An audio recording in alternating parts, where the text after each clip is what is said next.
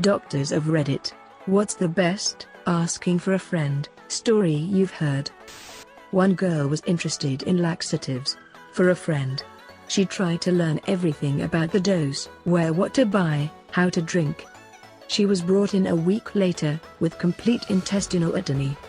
She tried to lose weight so much and drank 2 or 3 tablets at a time. General practitioner here. One of my non-medical friends asks me that his friend wants to know a good home remedy for an STD. I told him a tablespoon of powdered detergent mixed in 1 glass of water should work. Next thing I know, he's in my kitchen, stirring a glass. I just want to make clear to anyone uninformed here, that you should never drink detergent. This commenter is joking. Studies have been done about the effects of THC on glaucoma. When I worked for a glaucoma specialist, we had a hippie-type person come in with their family member for a new patient dibble, and ask the doctor to sign paperwork okaying a medical marijuana script for the patient's glaucoma. Problem was the patient was totally fine, didn't find any signs of the disease, and his eye pressure was within normal limits. And the doctor did not appreciate having someone try to trick him. Not a doctor, but I saw this dude say to a doctor, "Can 2 white people have a black child?" Asking for a friend. The man's wife had an affair. Edit, the dude had the baby in the stroller, and when he was walking out, he looked like he was going to yeet the child, and I was secretly dying inside. That's rough. He must have had so many emotions running through his head.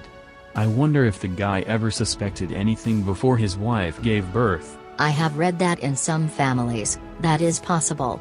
One of the baby's parents must have an ancestor of another race. I knew a family that had this happen. The great-great-grandma was dark-skinned and they were very light-skinned. Caused confusion until a family member mentioned this. Not a doctor, but one of the friends. My friend walks into the nurse's office, asking if size matters when it comes to the purchasing of condoms. The nurse sat there in awe, looking at my friend. Needless to say, no matter how big your dong is, condom size doesn't matter all that much. This was in 7th grade. Doc. Had a guy who just got out of jail a few days earlier, came in with his girlfriend, who had signed in for an STD check. Walk in to meet them, and he says casually, "Is it possible to get gonorrhea in your throat?" At that moment, I knew he had gonorrhea in his throat. I was asked the following. So if I swallow cum, and flush it down with vodka, do I still get pregnant? She was in early 20s, she waited for her actual friend who broke her nose in a bar fight.